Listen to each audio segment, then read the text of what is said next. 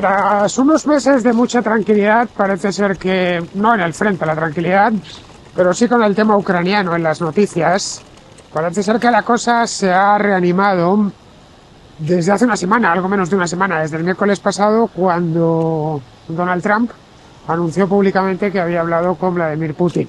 Todo esto os lo conté, bueno, os lo he contado en la Contracrónica varias veces esta semana, pero para los de la Contra, que sé que esto tiene su propio público, os lo contaba la semana pasada cuando íbamos para Alberto y yo para Granada. Recordadlo, que estábamos en el tren, concretamente en el que iba de Córdoba a Granada. Bueno, os contaba cómo había entregado Putin, perdón, a ver si pasamos o no pasamos, que había entregado Trump a Putin Ucrania.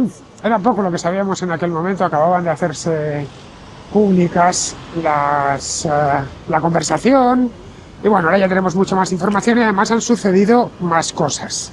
Todas os las he ido contando en la Contracrónica a lo largo de esta semana. El tema de Vance en la conferencia de seguridad de Múnich, han empezado ya las negociaciones formalmente en Arabia Saudita, en Riyadh, y yo que me venía a este parque a haceros, pensaba que ya estaba abierto. De hecho, el domingo me di por aquí un paseo y estaba lleno de gente. El Parque de la Cornisa, que llevo un montón de tiempo sin poder venir porque Almeida me lo tiene completamente cerrado. Pues sí, es una lástima, porque además banquitos nuevos y todo, lo podéis ver ahí. ¡Qué rabia! Bueno, me voy a buscar otro sitio en el que me pueda sentar. Creo que va a tener que ser ya en la Daliera, ahí arriba. Voy a quitar la cámara para que me veáis la cara. Pues nada, va a ser ya allá arriba, porque esto, qué lástima, con lo bien que está. Ahí lo tenéis, mirad qué chulo. Bueno, a ver si lo terminan pronto y puedo venir aquí a grabar. Como grababa, recordad aquella época en la que no tenía bicicleta. Me la habían robado, fueron como 3 o 4 meses, 4 meses creo.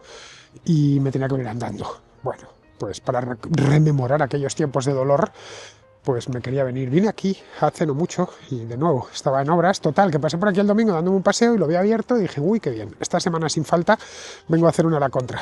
Pues nada, me subiré a la Dalieda, que tampoco se está mal, a terminar de hablaros de esta historia de, más que de Trump, que de ese ya he hablado mucho, de Europa. Concretamente de las distintas Europas que hay. Yo cuento 4 mínimo, respecto a la administración, al gobierno de Donald Trump. Pues eso mismo es lo que vamos a ver allá arriba. Pues nada, ya estoy aquí sentadito, está esto muy agradable porque además la temperatura no es especialmente fría. No voy a tirar las campanas al vuelo y decir que se acerca el verano porque os mentiría como un bellaco. Así es como está este parque que tienen en obras desde hace meses. Como veis están los árboles todos pelados, pero sí es cierto que dentro de aproximadamente, bueno, un poquito más de un mes, ya podremos hablar de primavera, por lo menos de que la primavera entra. Esta placita, lo bueno que tiene este parquecito, esto se llama Dalieda, os he traído aquí un montón de veces, es por las dalias que ponen, pero claro, ahora no hay dalias porque estamos en febrero. Pero en fin, vamos a volver a nuestro asiento, a nuestro banquito, que aquí hay.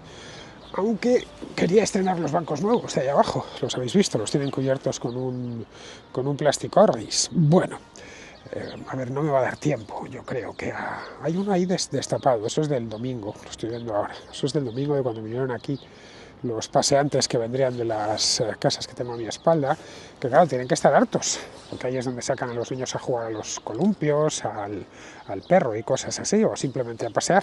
Ya sabéis, un parque es un derecho humano casi. Bueno, vamos con lo que os contaba de la bicicleta, el tema este de que la relación transatlántica se ha enfriado bastante, se ha enfriado mucho más de lo que hubiéramos tenido, bueno, que no hemos podido prever hace nada, hace apenas un par de meses. De hecho, parece estar ahora mismo, estamos todavía bajo el efecto del shock que nos proporcionó Trump la semana pasada y el de Vance 2 días más tarde, y, en fin, las declaraciones sucesivas de distintos altos cargos de la Casa Blanca sobre este mismo tema. Así que Por resumirlo mucho, Trump ha decidido prescindir de sus aliados europeos, es lo que sabemos por ahora, y eso ha puesto a la Unión Europea en un brete complicado, realmente complicado. Este es un tema que quiero llevar con más profundidad en la contracrónica de mañana. Ya sabéis que yo he estado siguiendo todo lo relativo a esta guerra desde su primer momento, desde el primer día, de hecho incluso desde antes, porque ya empecé yo a tratar los temas ucranianos con unos meses de antelación, no porque sea adivino, que no lo soy, obviamente, simplemente pues procuro estar bien informado y eran muchas los indicios que había de que allí se podía liar muy gorda. No, nunca yo pensé que se fuese a liar tan gorda como se lió al final, pero bueno, en estos tiempos que vivimos uno ya empieza a ser proclive a pensar mal. Pero el problema es que en relación al gobierno de Trump podríamos pensar, bueno, los europeos lo que van a hacer cuando hablamos de Trump frente a Europa no es del todo exacto, porque respecto a Trump no hay una Europa, hay varias Europas. Os decía ahí abajo que yo cuento más o menos 4 Europas distintas. La primera de ellas sería la de los volcados, los entusiastas de Trump, todos sabemos quiénes son, en qué partidos militan, incluso algunos presiden países, o sea, el caso de, pues qué sé yo, por ejemplo, son esencialmente un pequeño grupo, tampoco es muy grande, de líderes, en algunos casos son mandatarios, es decir, tienen poder real, en otros casos son simplemente líderes de partidos populistas, identitarios de derechas, que comparten así aproximadamente o a grandes rasgos, no todo, pero sí a grandes rasgos, la visión del mundo de Donald Trump. Y no solo eso, sino que también tratan de imitar su estilo. En algunos casos es obvio y es tan evidente que lo están imitando que produce hasta un poco de gracia. Ahí tendríamos, por ejemplo, el caso de los mandatarios, pues sería Viktor Orbán de Hungría o Robert Fico de Eslovaquia.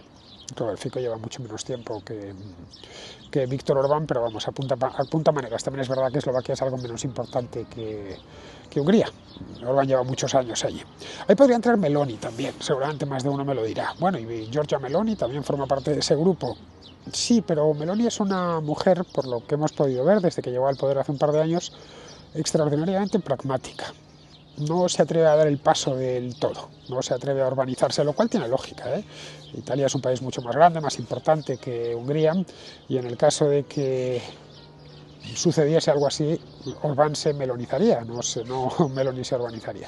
Es decir, que la voz cantante la llevaría Meloni, pero no es así. La voz cantante en estos temas la lleva Orbán. Además, luego hay otro elemento aquí de Italia que también hay que tener en cuenta. Italia, como es un país grande, a ver, Meloni ganó las elecciones, pero eso no significa que el 99% de los italianos estén a su favor, ni mucho menos. Hay mucha gente en Italia que está en su contra. Y ya digo, es un país importante, entonces tampoco quiere ponerse en contra a la opinión pública de manera gratuita. Es primer ministro y sabe que depende mucho de la popularidad, y no solo a la opinión pública, sino también al propio Parlamento italiano. Pero esta sería la primera parte. Ahí podríamos incluir a esos líderes de partidos, ya sabéis cuáles son, de distintos países, pues desde Le Pen en Francia, a Nigel Farage en el Reino Unido o Santiago Abascal en España. Pero estos no tienen poder, simplemente están en la oposición o no tienen poder ejecutivo. Legislativo, pues en el caso de Farage tiene unos diputados en los comunes, Santiago Abascal tiene diputados aquí en las Cortes, Le Pen, en fin, consiguió ganar incluso las legislativas del año pasado, pero no disponen todavía de poder ejecutivo. Ese sería el primer grupo, la primera Europa, ¿no? La segunda serían los que están preocupados genuinamente por la amenaza rusa, y ahí habría que ir a mirar hacia el norte y hacia el este. Habría que buscar entre los países de la Europa Oriental, ya sabéis cuáles son, pues Polonia, por ejemplo. Tendríamos el caso de la República Checa, aunque la República Checa no hace frontera con Rusia, la hace Eslovaquia. Tendríamos el caso de Rumanía y sobre todo los países nórdicos, tipo Suecia, tipo Finlandia y por supuesto las repúblicas bálticas, Estonia, Letonia y Lituania, que temen a Rusia porque fueron parte primero del Imperio Ruso y luego posteriormente de la Unión Soviética. Así que, digamos, su historia les ha enseñado, están todos bien aleccionados de lo que sucede de lo que les ha sucedido, al menos a sus antepasados, aunque bueno, no tanto, tampoco es tanto tiempo. Kaja Kallas, por ejemplo, que es ella es la alta representante de Relaciones Exteriores de la Unión Europea, antes fue primera ministra de Estonia. Kallas nació en la época de la Unión Soviética. Es una mujer de rondar los 40 y tantos años, aunque es cierto que cuando la Unión Soviética desapareció ella, pues debía ser una adolescente o como mucho una jovencita. Pero al parecer creo que fue sus padres o sus abuelos fueron deportados de Estonia, se los llevaron a Siberia, luego les permitieron volver ya en los años 50. Vamos, que gente como Kaja Kallas pues tiene muy presente lo que fue la Unión Soviética para los estonios. Bien, ahí meteríamos estos y meteríamos también al Reino Unido, que aunque está en Occidente, el Reino Unido con estos temas siempre ha tenido mucha más asertividad, con todo lo relativo a Rusia y todo lo relativo a Vladimir Putin desde hace mucho tiempo. Y en esto da igual que quien gobierne. En tiempos de Boris Johnson, cuando la guerra empezó, estaba todavía Johnson, la postura era la misma que fue luego con Rishi Sunak y que está siendo ahora con Keir Starmer. Aquí sí que no hay, digamos que es algo parecido a una política de Estado.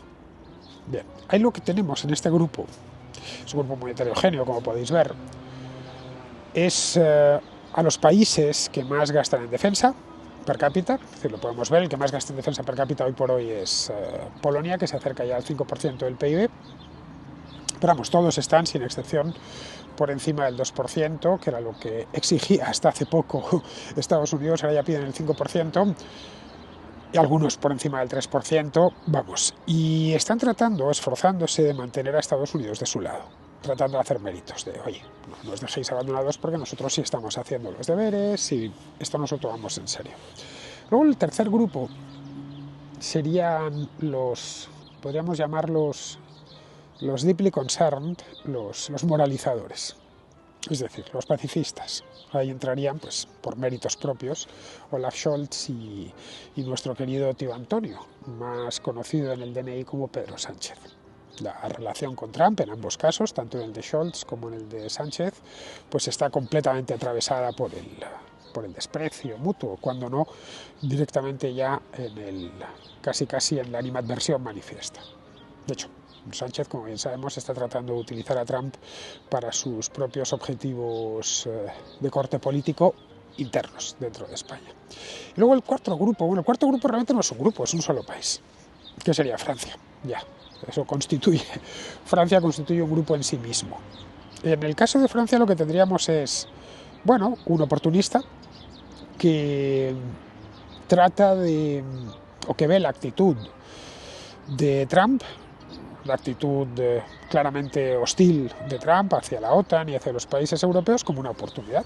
Oportunista en el mejor sentido de la palabra. Ser oportunista en muchas cosas es necesario y es bueno. Es decir, ver un negocio antes que nadie es aprovechar la oportunidad. Pues en este caso, lo que sería Francia son oportunistas. Les han visto aquí una oportunidad para que, bueno, pues ellos reclamen el liderazgo de algo así como una Europa post-estadounidense. Ya sé, podríais pensar muchos, bueno, estos tíos deliran, ¿no? Sí, ya, bueno, son franceses, ¿qué le vamos a hacer? Y ya sabéis la grandeur y todas estas cosas que tienen, la cantidad de pájaros que tienen en la cabeza, especialmente los políticos franceses. Bien, no es casualidad, y a partir de aquí ya bajamos a los hechos, no es casualidad que los primeros mandatarios europeos que presentaron sus respetos a Donald Trump cuando ganó las elecciones, ya se ha liado por ahí, no sé si lo veis. Aquí no va un solo coche, van varios. En fin, la policía haciendo su trabajo. Bueno, la cuestión es que, si mal no recordáis, en noviembre, cuando ganó Trump las elecciones, los primeros en presentarse, o por lo menos presentar sus respetos, algunos se presentaron físicamente en Mar-a-Lago, ya sabéis, la residencia de Trump en Florida, tras la victoria electoral, fueron los trumpistas europeos. Vamos, les faltó el tiempo para personalmente escribir un tarjetón, una felicitación, felicidades, enhorabuena por lo que acabas de conseguir, Donald, es una gran noticia. De hecho, algunos, como Orbán, se deshicieron de gusto. Bueno, que la lista de invitados, ya en el mes de enero, el 20 de enero, a la investidura de Donald Trump en Washington, pues estuviese limitada a una serie de líderes europeos muy concretos. Entre ellos estaba el propio Víctor Orbán, y algunos populistas de derecha, como el caso de Nigel Farage, que al parecer tiene cierta relación. Él dice ser un gran amigo de Trump, no lo sé yo, pero bueno, sí que tiene cierta cercanía. Le podréis ver que siguió incluso, ahí también contribuye el idioma, obviamente. Entre británicos y estadounidenses pues comparten un idioma y pueden hacer campaña mutuamente, y la relación es algo distinta, es algo parecido a lo que nos pasa, pues no lo sé, en España con los políticos hispanoamericanos, que los vivimos a veces, las historias las vivimos como si estuvieran pasando en nuestro país, con Milei, con Petro, con López Obrador, claro, como los entendemos y ellos nos entienden a nosotros, pues todo está mucho más cerca. Pues algo similar sucede entre británicos y estadounidenses. La afinidad de toda esta gente con Trump es esencialmente ideológica, o proximidad ideológica. Ya digo, no son exactamente lo mismo, pero de proximidad ideológica. La manera de cosmovisión y, como decía antes, de estilo. Tienen pareceres similares en una serie de asuntos. No sé, estaría, por ejemplo, el caso de la inmigración. Lo que eso les une muchísimo es más a los identitarios europeos, es el tema que les une por encima de cualquier otro. Ciertos valores por lo general conservadores, que comparten entre ellos, y ya sabéis, hay que volver a una Europa que fue y que era mejor, más próspera, más feliz, y nosotros representamos esos valores. También tienen todos cierta admiración por estos hombres fuertes y providenciales que aparecen, el hombre fuerte, tipo Trump. Bueno, el propio Orbán juega dentro de Hungría y dentro de la propia Europa juega ese mismo papel. A Trump le encantan los halagos personales porque es muy vanidoso. A ver, esto no es una opinión, es un hecho, de nuevo. Y bueno, gente como Orbán lo sabe, también lo sabe Putin, ¿eh? Y le doran la píldora todo lo que pueden. Pero claro, a partir de aquí es poco probable que la proximidad ideológica proporcione una base sólida para ir más allá. Es decir, que realmente Trump admira que haya gente como Orbán o como Le Pen, qué sé yo, o Farage, pero o pertenecen a países pequeños o a partidos que tienen difícil llegar al poder. Y además luego hay otra cosa, y es importante esto también tenerlo en cuenta, la política exterior de Trump persigue unos intereses muy concretos, es una política exterior muy transaccional.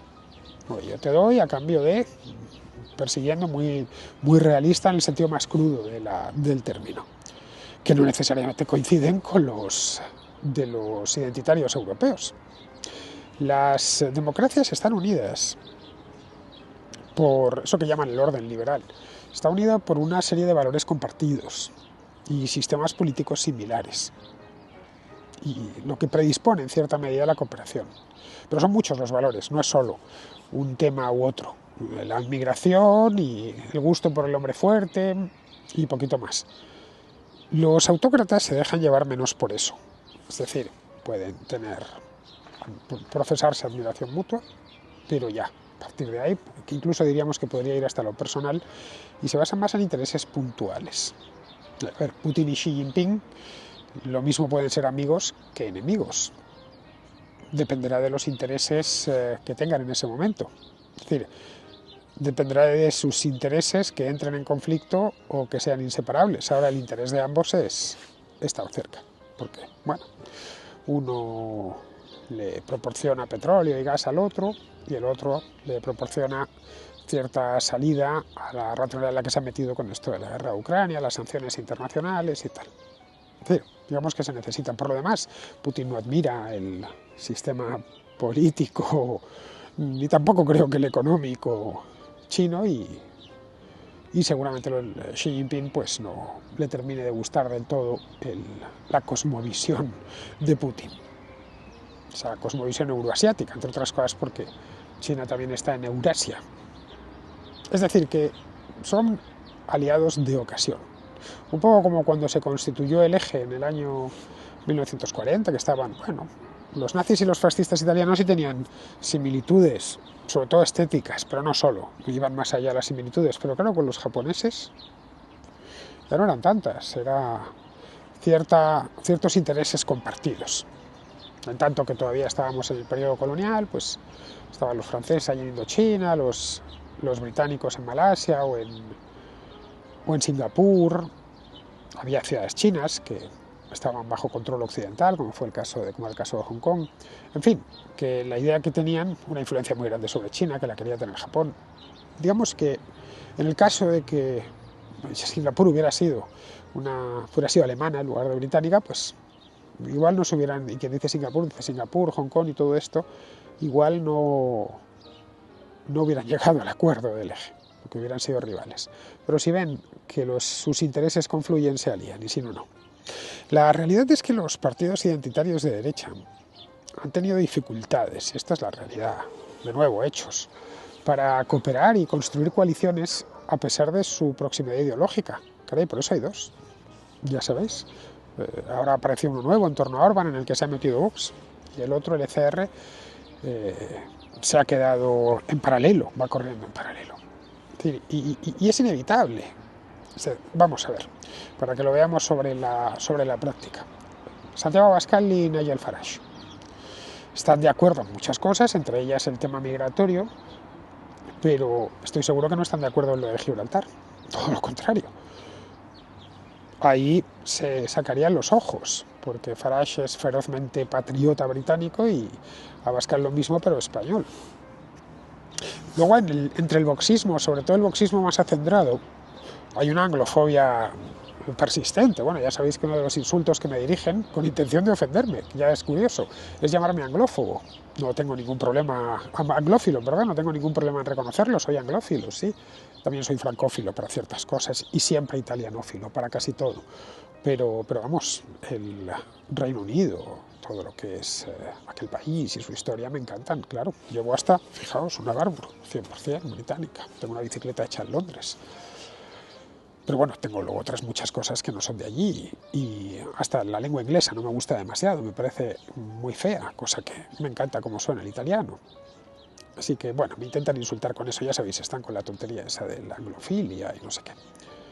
Pues eso es una cosa muy no digo de todo el boxismo ni mucho menos, pero sí de una parte, de los más radicales por lo menos. Así que luego tenemos otro elemento aquí, y es que de estos partidos, a la hora de la verdad, luego vemos que unos han preferido cooperar con otros partidos en sus respectivos países, es decir, llegar a acuerdos. Ya veremos lo que hace Alternativa por Alemania a partir de la semana que viene, mientras que otros directamente prefieren estar a solas. El caso de Vox, por ejemplo, pues ha ensayado las dos posibilidades. Primero pactó con el PP y después rompió esos pactos, porque prefería estar a solas y apostar por el atractivo de sus postulados, especialmente de los más radicales entre sus votantes. Dejando a un lado algunas cumbres y mucha foto que se hacen, bueno, aquí hubo una en Madrid la semana pasada, creo, esta de Patriots, la dieron en llamar, pues dejando a un lado eso, que son muy amigos de reunirse y de hacerse fotografías y mostrar fortaleza, la realidad es que luego cada uno de estos partidos se sostiene por sí mismo. No hay que darle más vueltas y tiene bien claros cuáles son sus objetivos individuales, que a veces entran en conflicto con el del otro, porque no dejan de ser partidos nacionalistas, claro. De hecho, la semana pasada, a raíz de lo de Patriots, los que atacaban a Vox era curioso, porque les decían, pero ¿cómo estás ahí con Marine Le Pen, que es abortista? Y bueno, ahí veíamos, por ejemplo, una de esas diferencias, comparten una serie de postulados. Bien, esto nos lleva al segundo grupo, al de los países del norte, que tienen la guerra más o menos cerca, y que tienen una idea de la seguridad muy clarísima. Nos llevan polacos, finlandeses, suecos, nos llevan años de ventaja en este aspecto. Son obviamente los más expuestos a Rusia y los más preocupados por aumentar el gasto. De hecho, ellos mismos ya lo han aumentado y lo que quieren es que el resto de europeos también lo aumenten. Claro, esto tiene sus consecuencias. Aumenta tanto la posibilidad de una agresión rusa como el riesgo de que Estados Unidos abandone a sus aliados. Los aliados del norte y del este, han tratado de poner fin a este círculo vicioso. Bueno, es que no hacemos caso de lo que nos dicen, y precisamente por eso los estadounidenses se hartan y nos quieren dejar aquí abandonados.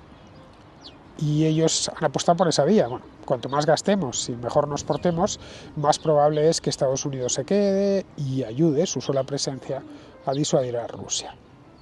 El primer ministro polaco, que se llama Donald Tusk, dijo el otro día que Y en esto tenía mucha razón Tusk, que en lugar de leer entre líneas a Donald Trump, que es lo que se hace continuamente, a ver qué ha dicho, qué se puede sacar de aquí, que lo que deberían hacer los europeos es hacer su trabajo, cosa que Polonia, por cierto, ya ha hecho.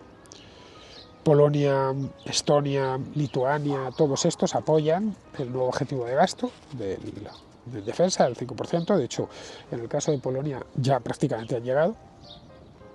Y eso consideran que al menos le quitará la razón principal a Trump, y es que no estáis comprometidos con vuestra propia defensa. Claro, si gastas el 5%, puedes ir a Estados Unidos y decirle, si gastamos más que vosotros. ¿Qué caray? ¿Cómo que no estamos comprometidos? Eso del presupuesto es el principal argumento que Trump esgrime para atacar a sus aliados. Con los moralizadores, es decir, esos pacifistas tipo Scholz o tipo Sánchez, pues sucede que solo tienen palabras, pura palabrería, pero nada más. En esto los alemanes son especialistas, se escandalizan por todo, están deeply concerneados, están muy deeply concerned, siempre preocupadísimos. No olvidemos que Ursula von der Leyen es alemana y fue ministra de Defensa con Merkel. Pero luego a la hora de la verdad no hacen nada, absolutamente nada. Esto se vio bien cuando Trump dijo hace un par de meses lo de Groenlandia, que quería Groenlandia y tal, no sé si lo recordaréis. Bueno, Scholz se puso a fumar en pipa, indignadísimo, pero ¿cómo está diciendo este hombre esto? Una locura, hasta aquí podíamos llegar, eso viola la legalidad internacional, bla, bla, bla. Pues sí, claro, es cierto, viola la legalidad internacional, pero la realidad era que se trataba de una moralina vacía, porque el propio Scholz se ha negado repetidamente a asumir el liderazgo en la lucha contra Rusia, a pesar de que es el canciller del país más poderoso, desde luego, presupuestariamente, del país más rico de todo el continente. La invasión de Ucrania viola esa misma legalidad. Sí, qué mal está, oye, no, las cosas no se hacen así. Es decir, que la moralina tiene poco valor práctico si no está respaldada por la disposición a actuar, es decir, a defender tus propias ideas contra el agresor, utilizando incluso la fuerza si fuese necesario. Caray, los policías que oíamos antes pasar por aquí, primero van por las buenas, si ven que por las buenas no pueden, ya van por las malas, pero tienen capacidad de ir por las malas, de hecho llevan una pistola al cinto, eso para empezar, ya la cosa disuade bastante, están preparados en su trabajo policial, saben cómo detenerte, cómo conocen, vamos, están preparados para llegar a lo peor si lo peor es necesario. Ellos lo van a evitar, pero cuando te dicen haga tal cosa o bájese de ahí, no sé, pongamos por caso, me pongo a saltar ahora al lado del ficus este gigante, viene aquí el guardia y me dice, oye, bájese de ahí. No me da la gana, es usted un idiota, tal cual. Bueno, pues me van a tener que bajar y no va a ser de buenas maneras. Si yo le digo, váyase usted a la mierda, déjeme en paz, y el otro se da la vuelta, media vuelta y se va, pues ya me diréis vosotros de qué ha servido la recomendación o la orden, mejor dicho, de que me baje del ficus. Y luego por último está Francia. Eso que os he dicho, este grupo Un Solo País, que la verdad es que tampoco es para sorprenderse, porque Francia siempre ha actuado del mismo modo. No hay... Lo bueno de hacerse viejo es que uno ya tiene memoria profesional, quiero decir, pues yo en mi caso son 25 años. Y una de las cosas que he visto en Francia siempre es eso, esa manera de actuar. Espera a ver qué sucede y cuando estalla una crisis, obviamente, y luego trata de aprovechar todo el revuelo, aprovecharlo en su beneficio. Esto sucedió con Irak, cuando se opusieron a la guerra, recordadlo. Estaba Schröder en Alemania y el famoso eje franco-alemán que los arrastró, que se opusieron a Bush.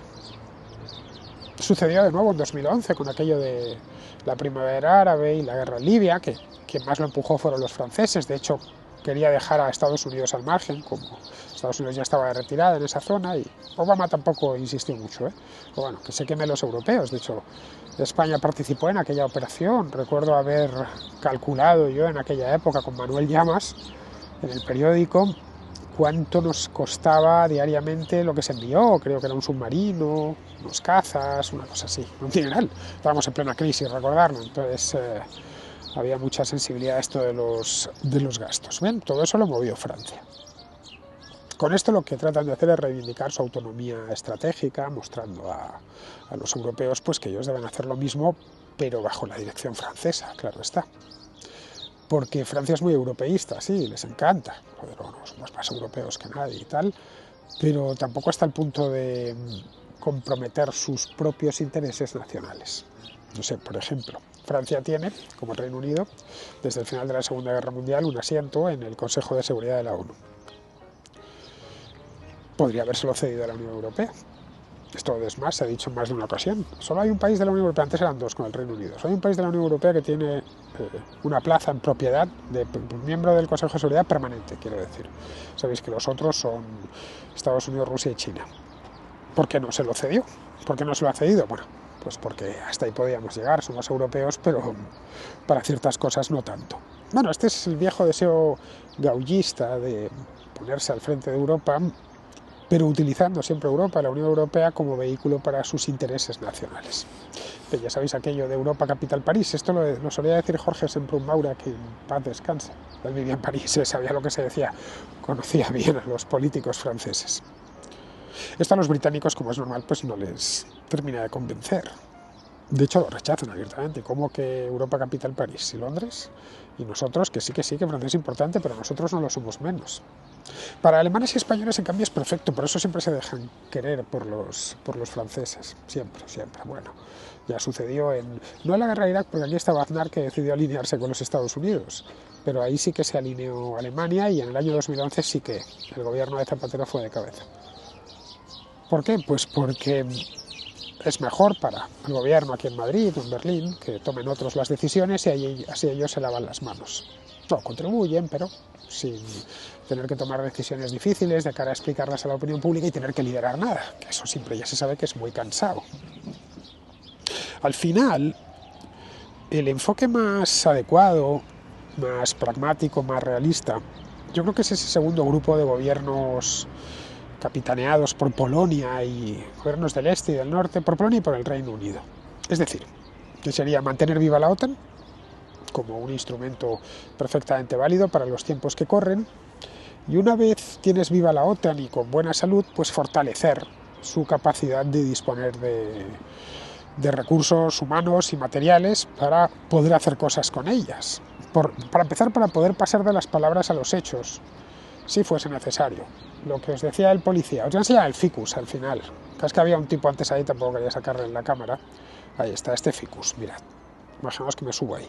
Bueno, pues para que un grafitero muy artístico ha venido aquí y ha puesto la jardinera, la ha puesto perdida. Bueno, pues el del policía del ficus. Bueno, igual alguno es botánico y me dice, bueno, simplemente sabe de jardinería y me dice que eso no es un ficus, que es otra cosa. Pero se me asemeja a esos ficus que tenía mi madre en casa, pero claro, eran muy pequeñitos. Bueno, pues sería como darle la pistola al policía. La pistola y la autoridad, que ahora mismo, pues, evidentemente no tiene. Ni la OTAN ni la Unión Europea. Bueno, la Unión Europea no tiene ninguna. La Unión Europea en este aspecto, como... No sé si me conocéis ese dicho, ¿no? Manda menos que un guardia civil en el Rocío. Y la primera vez que lo oí, se lo oí a un andaluz. Lógicamente me moría de la risa. Yo nunca he estado en el Rocío, pero al parecer se monta un grigay allí de coches, de gente, peregrinos que llegan. Y claro, el pobre agente de la Guardia Civil no sabe qué hacer para ordenar todo ese tráfico. Y al parecer los rocieros, los peregrinos, pues se lo toman un poco como el pito del sereno. En fin, pues para dejar de ser en este aspecto Guardia Civil en el Rocío, creo que es de lo que se trata en definitiva. Creo que lo más práctico sería tomar esa vía que polacos, bálticos, británicos escogieron hace ya unos años. Me parece la más responsable, la más realista y la que mantiene el vínculo transatlántico, que a mi juicio, y esto ya sí que es una opinión, no un hecho, a mi juicio es importante que lo sigamos manteniendo. En fin, podéis llamarme ahora otanista, otanejo y lo que os dé la gana. Bueno, tiene que haber de todo en esta vida. Los que me lo estén llamando seguramente sean putinejos. Casi al 100% de posibilidades. Tenéis el mismo derecho de ser putinejos que yo otanejo. Y está muy bien ser otanejo. Significa defender una alianza militar que reúne a los países más ricos y más prósperos y más libres del mundo. Ser putinejo, la verdad es que tiene que ser jodido, ¿eh? Bueno, pues queridos, con esto ya terminamos, porque está el día magnífico. A ver, tampoco caliente, pero está el día estupendo. Con esto terminamos, ha sido como siempre un placer teneros al otro lado y nada, me despido aquí desde el Parque de la Cornisa, o lo que debería ser el Parque de la Cornisa, que ahora es, pero está cerrado. Me despido de todos vosotros, hasta el próximo A la Contra.